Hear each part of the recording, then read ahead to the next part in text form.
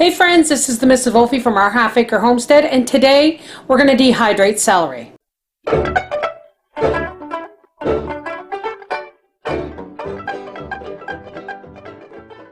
Now first and foremost, you're going to want a large pot on the stove, and we're going to turn that on and bring it to a boil while we prepare our celery.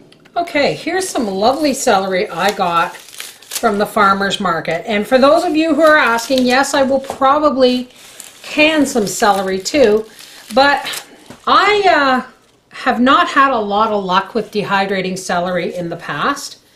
So I found out it was because, well, you're supposed to parboil it. You're supposed to blanch it for at least a minute in boiling water.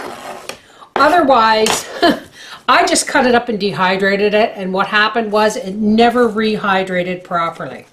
So what I'm going to do right now is I'm going to remove the tops and the bottoms, and I'm going to put these in a separate strainer because I'm going to wash these and save these for vegetable stock later on. Actually, I will probably boil them and then give the leftovers to the pigs. And in the meantime, I'm going to cut these up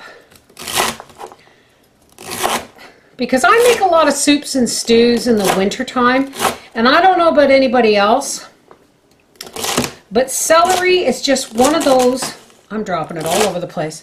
Celery is just one of those ingredients that just goes with everything. Okay. Once I get this all cut up, I will pick out all the bits of leaves and things. Some of these inner leaves I may actually just leave in here for dehydrating because they do also lend a lot of flavor to soups and stews. Now once I have this all cut up, we'll be back. Okay, while my water's coming to a boil and my celery is all chopped up, I'm going to prepare my trays. Now, you can use the fruit leather trays if you wish, but I don't like using this without some kind of protection because celery gets really tiny when it dehydrates. And I don't want to use the fruit leather trays for the simple reason is it's a lot of extra plastic for the heat to go through. So I just take myself a piece of parchment paper, and these can be washed and reused again and again. And I'm going to go to the center here, and I'm going to cut off just the point. I folded it in 4, and I'm going to take off the corner, just like that.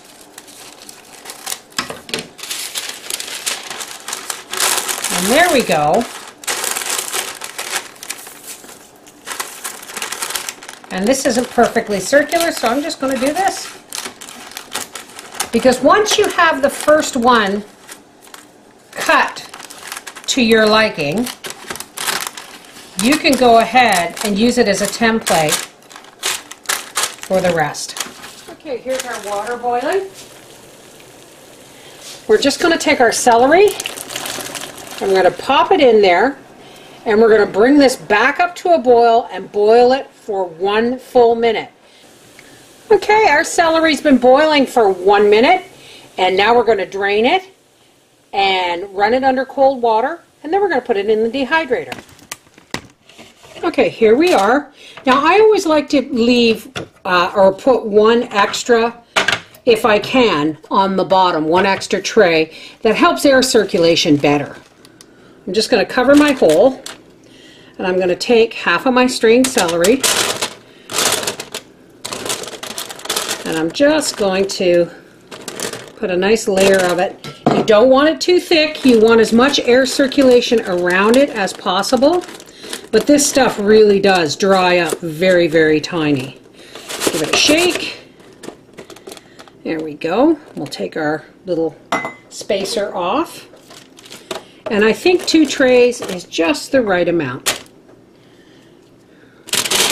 Whoops. Spilling it all over the place. If I find this isn't drying fast enough, I will add another tray. You may want to do this in 3 trays, but this should be fine. Take off our little spacer, put our lid on, and we're going to set this at 135 degrees Fahrenheit, and we're going to dehydrate these for 8 to 10 hours. Okay, here is our dehydrated celery.